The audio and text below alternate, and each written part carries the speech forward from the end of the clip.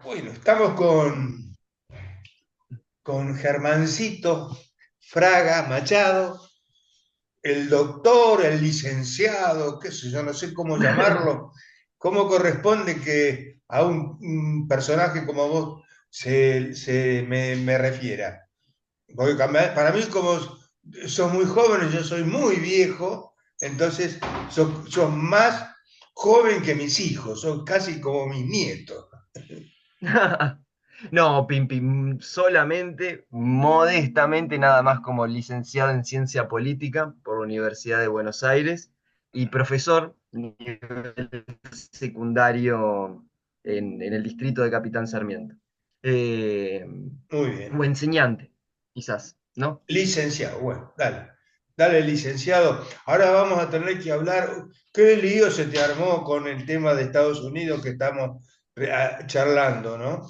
Porque Ay, Pimpi. te cambiaron el presidente a mitad de camino. Es casi como hablar de Argentina, porque Argentina estamos siempre, ¿cómo decir? Cambia todo muy rápido. Estados Unidos me parece que es un poco más tranqui, pero en el caso Y este a vos uno por se te ahí armó la pensaba revolución. en otra clase de estabilidad, ¿no? Claro, Pero eso te demuestra que la política es transformación permanente, ¿no, Pimpi? así es. Les aclaro, porque algunos por ahí no vieron los programas anteriores, en Germán está haciendo un desarrollo de Estados Unidos, de las elecciones en Estados Unidos. Y vamos a continuar en esto hasta el final, que él va a tener, él cada tanto tira algún pronóstico o algo así, porque es un estudioso del tema y bueno, me va ayornando o O un desasnando osado. osado sobre el tema. Por eso lo pongo en situación a la gente que no ha visto otros programas de lo que estamos desarrollando con Germán. Bueno, ahora sí, Sí, Germán, sí. podés continuar y vos No, desarrollalo solo. Yo no me meto porque no sé nada. Dale. no, al contrario, Pimpi, está muy bien que uno pregunte, incluso desde una posición a veces neófita, ¿no?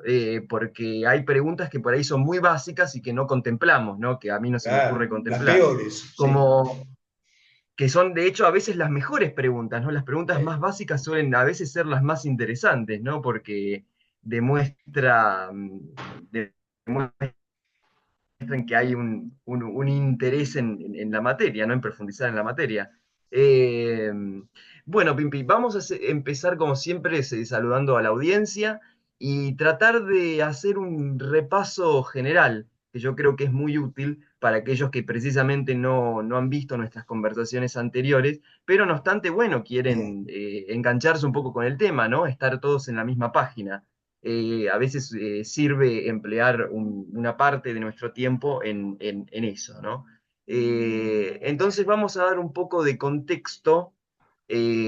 Recordamos entonces que partimos de la base que en Estados Unidos hay un sistema político bipartidista, es decir, hay dos grandes partidos, el Partido Demócrata, el Partido Republicano.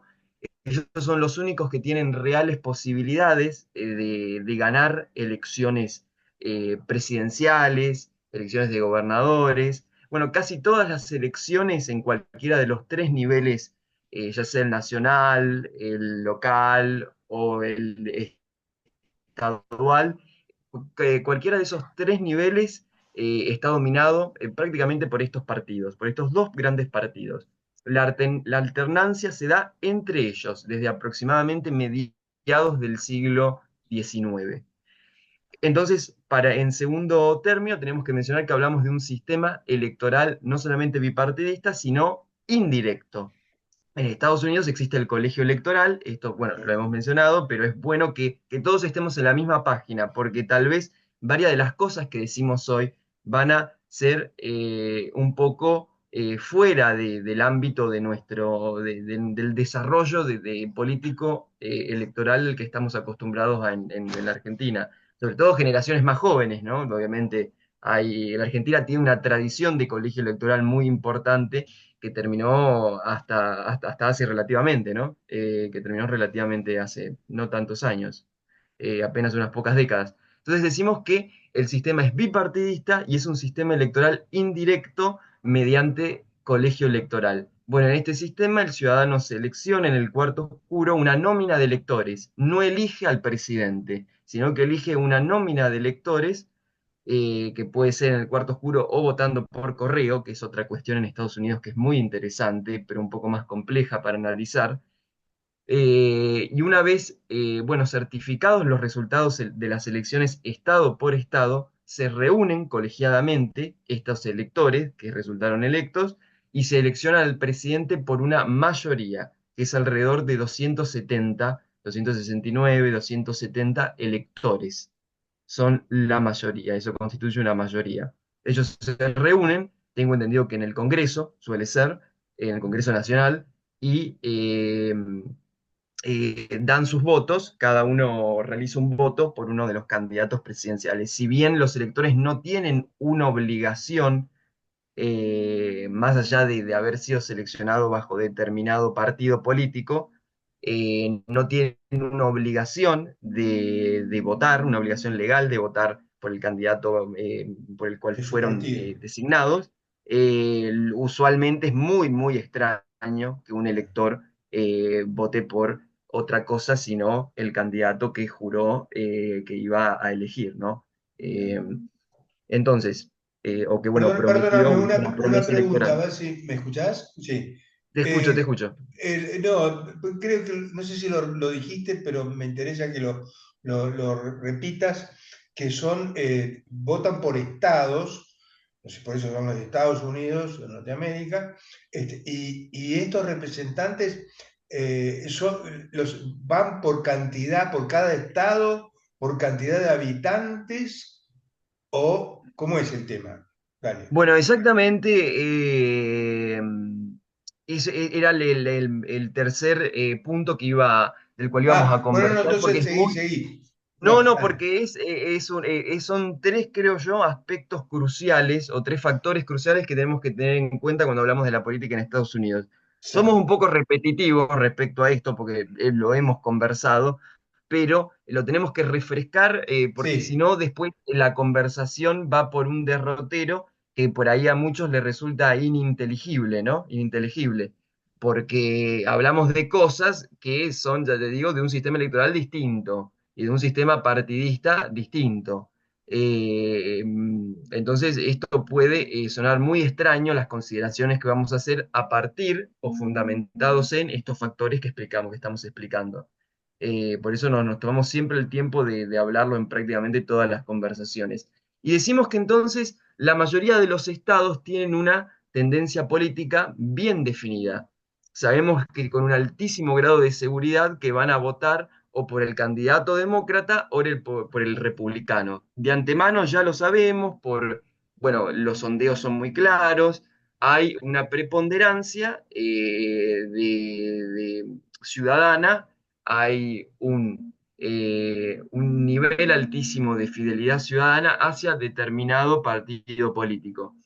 Entonces, la elección gravita en torno a un puñado de estados claves.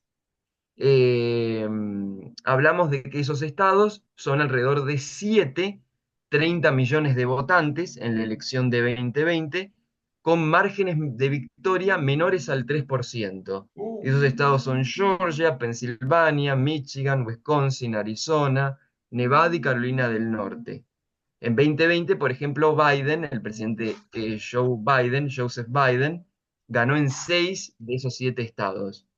Esos estados son los que se conocen como estados claves, de manera más coloquial, y en inglés se los llama swing states. Swing como un columpio, porque se balancean apoyando a un candidato demócrata o uno republicano, ¿no? Es los estados donde en realidad se dirime la elección, porque como apuntabas a esa cuestión, Pimpi, sí, cada estado tiene asignado una determinada cantidad de electores que claro. sencillamente es la suma de la cantidad de diputados más la cantidad de senadores que tiene ese estado. Entonces ahí se llega, de esa manera se llega al número de electores o al total de electores que posee cada estado, sumando el número de representantes más el número de senadores. Todos los estados tienen dos senadores y lo que sí varía, por supuesto, es el número de representantes o diputados. Eso varía, por supuesto, muchísimo porque eso es un dato poblacional. Por supuesto, Perdóname, los pero senadores. es parecido acá. Acá tenemos tres senadores por provincia, parecido digo, tres senadores por provincia que representan a las provincias, esos son los senadores. Y los diputados son según la cantidad, Buenos Aires tiene 35 diputados, según la cantidad de habitantes que tiene. O sea, Exactamente. los diputados representan a la gente, A la nación, al la pueblo. cantidad al pueblo de la nación. Exactamente. Y los tres senadores son dos para la mayoría y uno para la minoría. Es así. No sé si Exactamente. está bien o no, pero bueno, así, así Bueno, no, nomás. estamos inspirados nuestros, ya sabemos que nuestro texto constitucional está Exacto, inspirado precisamente en la Constitución liberal estadounidense, ¿no? exacto. En eso se inspiraron nuestros patriotas, entonces, bueno, ahí Alberti mismo captó mucho de eso. Evidentemente se lo consideraba el sistema más democrático de la época, ¿no? O se aspiraba a eso, a que fuera eso. Entonces era para imitar, fue la constitución a imitar para muchos países latinoamericanos, ¿no? Sí, señor Eh, licenciado. entonces, bajo esas ideas se construyó también nuestro régimen político. En gran medida se construyó nuestro régimen político. Luego, con la reforma, se incorporó el tercer senador, efectivamente, que era el tercer senador por la minoría, para que siempre haya un senador por la minoría. Pero por lo demás, es esencialmente los representantes. En Estados Unidos se les llama representantes a los diputados, es sinónimo. Es esencialmente un sinónimo de diputado, si se lo quiere ver de esa manera. Bueno, a diferencia nuestra, que la distribución de diputados está congelada por un decreto ley, me parece, del año 81, 82, eh, porque en Estados Unidos el censo es a partir de cada decenio, de cada 10 años se hace un censo y ahí se reasignan Ah, los diputados por estado a partir de ese censo. Algo que no sucede, ya te digo, en la Argentina, que está congelado el tema de la cantidad, de la distribución de los diputados hace décadas, hace más de 40 años que está congelada la distribución de los diputados. Eh, por eso hay provincias que, bueno, siempre se lo toma con este nivel de sobre representadas, como suelen ser las provincias del sur, y provincias que están infrarrepresentadas, como como la ciudad de Buenos Aires por supuesto, la provincia. La provincia de Buenos Aires están infrarrepresentadas. Si uno divide el total de sus habitantes por el total, por los diputados que tiene, y si uno hace la misma cuenta en las provincias del sur, entonces ve que cuánto vale un diputado, ¿no? Es siempre la gran pregunta. El diputado de la provincia vale mucho comparado con el diputado de el sur, ¿no? Que vale está. relativamente poco. Eh, pero bueno, esa es una discusión que es interesante, pero básicamente tiene que ver con esto de cómo se asignan los electores. Entonces, a medida que el censo va marcando determinada cantidad de población, ahí se asignan la cantidad de representantes y de la suma de los representantes más los senadores se llega al número de electores. Pero como acabamos de decir, si bien Estados Unidos es un país, una gran confederación, si se quiere, con estados federados, eso es lo que queremos decir, una asociación de estados, eh, tenemos que tener en cuenta que todo el debate político, los ingentes esfuerzos de los candidatos suelen estar centrados en solo alrededor de 7 u 8 estados, dependiendo de cuán bueno, de los análisis que haga cada campaña, ¿no? O de las apuestas que haga cada campaña que pueden arriesgarse un poco más que otras. Pese a ser 50 estados, la contienda real, la disputa real va a ser en 7. En Siete, 7, que ya decimos que son alrededor de solamente 30 millones de votantes en la elección de 2020, comparados con más de 150 electores, 150 millones de electores que tuvo la elección de 2020, porque suelen ser elecciones muy convocantes. Yo digo 150, pero me puedo quedar corto, de millones incluso.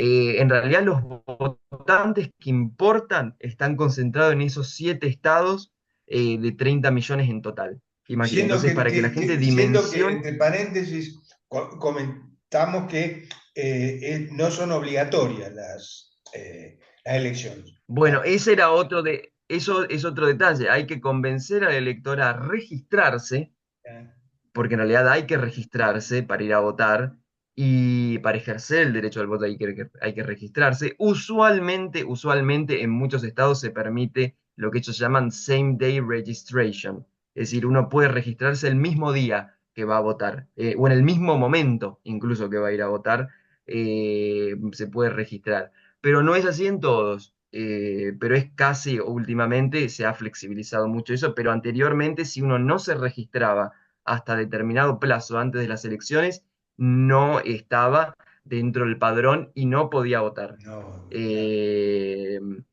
por eso digo, quiero decir que tenemos que tener en cuenta un montón de estas cositas para entender de lo que estamos hablando, porque si no va a parecer que uno está delirando y no, y es por las particularidades, que es un delirio total, pero son las particularidades de este sistema electoral. Entonces decimos que cuando hablamos de la elección en Estados Unidos, tiramos 47 estados a la basura y hablamos de 7, nos concentramos en 7. Eso es lo que nos interesa como analistas, todo el foco de nuestra atención, las luces del escenario tienen que girar a estos 7 actores fundamentales. Ellos son, como dijimos, Georgia, Pensilvania, Michigan, Wisconsin, Arizona, Nevada y Carolina del Norte. Biden ganó en 6 de ellos, pero todo está sobre la mesa, todas las cartas están sobre la mesa en esta elección, que está mucho más reñida. Decimos que se balancean como un columpio, por eso en inglés se los llama swing states, estados que se balancean, pero más coloquialmente podemos sencillamente referirnos a ellos como estados clave. Son estados clave, son los estados fundamentales en esta elección. Cualquier otra cosa puede ser un interés intelectual, pero si queremos analizar realmente dónde se va a definir la elección, es en estos estados. Eh, Recordar, bueno, como algunos hitos en en todo el derrotero de esta campaña, bastante especial, está siendo bastante especial esta campaña por un montón de cosas. Recordamos que el 21 de julio Biden publica una carta en Twitter, que hoy se llama X, donde anuncia su retirada de la contienda presidencial. Ese mismo día, en otro posteo, le da todo su apoyo a la vicepresidenta Kamala Harris, ungiéndola como su sucesora, como sucesor, entonces casi sin oposición interna, o por lo menos sin exhibir fracciones a la opinión pública, el Partido Demócrata se encolumna detrás de la candidatura de Harris. Así se evitaron también tener que repetir las primarias. Faltaba la elección. Ahí te hago un paréntesis, perdóname, pero siendo que las primarias en Estados Unidos han sido fundamentales, son durísimas y son muy largas y muy costosas a la vez, las primarias, o sea, las internas, por decirlo de alguna manera. Esto no Exactamente, ellos sucedió tienen ahora. Claro. todo un ciclo que se dedican precisamente a dirimir la candidatura presidencial de estos dos grandes partidos a través de elecciones primarias en cada uno de los 50 estados. Claro. Volvemos a repetir esto porque para nosotros, viste, sería algo algo impensable, ¿no? Pensar que, por ejemplo, para elegir a Sergio Massa, él tendría que ir a hacer una campaña a cada uno de los estados. Usualmente se concentran de cualquier manera en los más Sí, importantes. Pero las primarias suelen ser bastante divertidas para los candidatos, ellos se lo sí. toman como un desafío. A la misma base electoral está pensado para ir entusiasmándola con el proceso Sí, con definitivo. fiestas, sombreritos, pitos, todo. Es toda Son una fiesta fiestas. cívica, para ellos es toda una fiesta cívica, ¿no? Y dedicada precisamente a entusiasmar a la base electoral, ¿no? Al que va a salir, al activista que va a salir, ¿viste? A registrar votantes, que va a salir a persuadir al votante, ¿no? Porque yo te digo, hay que persuadirlo para que o bien vote por correo o bien Que vayan. se dirija al centro de votación. Eh, entonces es todo un trabajo que hay que hacer, un trabajo de persuasión, que es muy importante, el voluntariado político en ese sentido. Es muy importante. Entonces hay que pensar que hay una elección primaria, a veces varios estados agrupan su elección para hacerla en un mismo día, pero no siempre, hay estados que la hacen por sí sola. Entonces, bueno, es todo un proceso de varios meses que los candidatos deben atravesar. Y es toda una inversión también económica muy importante, como decías, Pimpi, porque bueno, hay veces que las primarias no hay un favorito claro, no hay favoritos claros, entonces hasta que se imponga un candidato puede alargarse la primaria y bueno, eso requiere ya toda una inversión muy importante para mantenerse en la contienda, ¿no? Para mantenerse en juego. Entonces, aclarando todas estas cosas que son, yo creo, muy relevantes y las marcamos porque tal vez el que no ha visto otros videos y la audiencia siempre se renueva, así que seguramente habrá algún espectador o algún interesado en estos temas de actualidad que no nos haya visto conversar anteriormente. Entonces, todos estos factores son vitales, ¿viste? Ya hay que tenerlos presentes permanentemente cuando analizamos las elecciones en Estados Unidos. Decimos entonces que también faltaba un candidato, un compañero de fórmula, candidato a vicepresidente, ahora que la vicepresidenta había sido elevada a candidata presidencial. El martes 6 de agosto, Harris da a conocer su selección, el gobernador del estado de Minnesota, el demócrata Tim Walz. Influyó poderosamente en la elección de Harris el hecho de que seleccionó a Walz porque este no manifestaba tener ambiciones políticas presidenciales, estando satisfecho con ese rol subalterno o de compañía, de acompañante del presidente. Eso fue un detalle fundamental, ¿no? Decimos también entonces que en agosto habíamos ya dicho que el campo de juego ya no se antojaba tan fácil para Trump, después de esa performance tan calamitosa que tuvo Biden en el debate. Ya el campo de juego estaba más disputado, muy abierto para ambos jugadores, y nadie podía tener una postura complaciente o cómoda. Yo acá anoté que me parece que es una frase muy argentina, pero describe muy bien el momento que se está viviendo allá, que cocodrilo que se duerme es cartera. Está bueno, Eh, está bueno.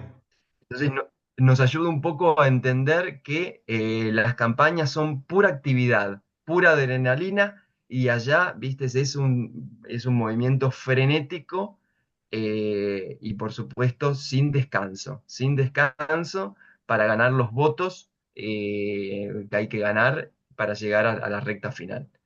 Eh, Decimos que hay también un gran consenso en torno a considerar que esta elección está sumamente reñida, prácticamente, te diría, muchos lo consideran 50-50, estamos hablando de los sitios de predicciones electorales, estamos hablando de los sitios que se dedican al estudio multinivel de las elecciones, es decir, a la cobertura y análisis permanente de, bueno, de comicios nacionales, estatales, y otros encuestadores que trabajan por su cuenta o venden sus servicios a terceros. Hay un gran consenso en todo este grupo de analistas que la elección está efectivamente 50-50. Puede suceder cualquier cosa. Ahora bien, si uno empieza a excavar por debajo de esa consigna y entonces toma algunas variables, toma distintas variables, veremos que la posición de Trump está mucho más fortalecida de lo que uno puede llegar a creer. Eh, Podemos hablar de, por ejemplo, la famosa coalición demócrata que se ha construido sobre la base de los siguientes segmentos de la población: los latinos, las mujeres blancas con estudios universitarios, la comunidad india y sus descendientes, la raza negra. Entonces, todos estos eran pilares fundamentales que sostenían a la coalición demócrata y que los impulsaban a la victoria. Y sin embargo, cuando analizamos la comunidad latina, todo apunta a que Trump está logrando un apoyo histórico dentro de los hispanos, ¿no? Eh, de hecho, en una encuesta muy reciente del día de ayer, de Latino Opinions, de opiniones latinas, opiniones de los latinos, que realiza un agregado de los 7 estados claves que estábamos hablando: Arizona, Georgia, Nevada, Carolina del Norte, Pensilvania, Michigan, Wisconsin. eh, Biden en 2020 tenía un diferencial a su favor de 33%, es decir, más o menos hablamos de un 62, 63 a un 30, que es de hecho el promedio histórico a favor de cualquier candidato demócrata. De 1980 al año 2020, el candidato demócrata solía siempre mantener un promedio de 30 puntos a su favor dentro de la comunidad latina, que era una diferencia muy sustancial. Y más sustancial se convirtió a partir de que el segmento de la población que se identificaba como latino empezó a crecer, que de hecho está teniendo un crecimiento muy importante en Estados Unidos, la población latina, como parte de la población general. Pero en cambio, la candidata Harris solo supera a Trump por 16%, más 16%, eh, colocando el apoyo latino a Trump en alrededor del 40 y el 42%, y Harris aproximadamente en el 54 al 56. Así que hay, de hecho, un gran avance de Trump en las preferencias de lo que tiene que ver de los hispanos, en la preferencia que tiene que ver con este segmento de la población hispana. De hecho, son los mejores números desde la elección del 2000 de George Bush. Son números, él tuvo más o menos un 40, en esa elección un 40%, que solamente se vuelve a repetir más o menos ahora. Se pensaría que se puede llegar a repetir ahora, o incluso aumentar, pero se le está dando a Trump un 40%, que son números extraordinarios para un republicano. Eh, Algo que ya te digo que se aleja de ese promedio histórico donde el demócrata ha superado al republicano por más de 30 puntos, 33, 34 puntos. Acá la diferencia a favor de Harris es alrededor de 15, 16, 15 puntos. Ese es un dato que, bueno, ya ha despertado ciertas alarmas dentro del equipo de Harris, porque afecta mucho, sobre todo a los estados en el sur, eh, que donde ellos suelen apuntar, o necesitan apuntar y necesitan ganar, como es el estado de Nevada y el estado de Arizona, ¿no? Entonces es una gran preocupación que tiene, porque Trump permanentemente está avanzando en las preferencias de la comunidad latina. cosa que a otros candidatos republicanos siempre tenían un techo, o una barrera, mejor dicho, muy importante y no podían lograr esa clase de aceptación. Eh, bueno, eso por un lado. Y, y después otra cuestión que puede ser de interés, Pimpi, es comparar Sí. la evolución electoral de los últimos tres candidatos demócratas a la presidencia. Es decir, Clinton en el 2016, Biden en el 2020 y Harris en bueno, en el presente, ¿verdad? Comparar esa evolución electoral en los 7 estados que ya dijimos que son tan importantes. En el estado de Pensilvania, por ejemplo, en el 2016, al día de hoy, es decir, al 04 de octubre del 2016, Clinton lideraba en el promedio de encuestas por 5 puntos. Biden, en el mismo día, o sea, 04 de octubre del 2020, incluso superaba esa cifra, ubicándose en torno al 6,5%. En cambio, hoy, 4 de octubre del 2024, hay un empate entre Trump y Harris en el promedio de encuestas. Recordemos que aún con tanta ventaja a favor de Clinton en 2016, Trump termina ganando Pensilvania por 0,7%. Estamos hablando que el promedio de encuestas en Pensilvania le daba a Clinton un 5% de ventaja sobre Trump. Y sin embargo, Trump termina ganando en el 2016 por 0,7%. En cambio, en el Claro. 2020 pierde por 1,2%, pero el promedio de encuestas a favor de Biden le daba más del 6%. Eh, Así que hay que tener en cuenta que a veces hay un elector de Trump muy difícil de medir. Es un elector que las encuestas no detectan demasiado bien o que sus cuestionarios no logran detectar demasiado bien, que es un votante Vamos, reacio. vamos a tener que ir a un corte, pero lo que pasa es que, como vos bien lo dijiste en su momento, eh, Trump en realidad, o Trump, como decís vos, es un poco un outsider dentro de el Partido Republicano, no, pero Trump dentro de todo esto es un tipo difícil de medir, ¿no? Además, ahora vamos al corte, después vos desarrollás todo esto que yo tiro. Este, eh, Tiene que ver muchísimo, o no, creo, la movida mundial, ¿no? La geopolítica, como se le llama, y todos estos movimientos, estas guerras en el mundo, en Ucrania, Rusia y en Palestina, Israel, y bueno, todas estas cosas, y todos estos movimientos que se van dando en el mundo, que Estados Unidos es no, me sale el papá un poco de todo esto,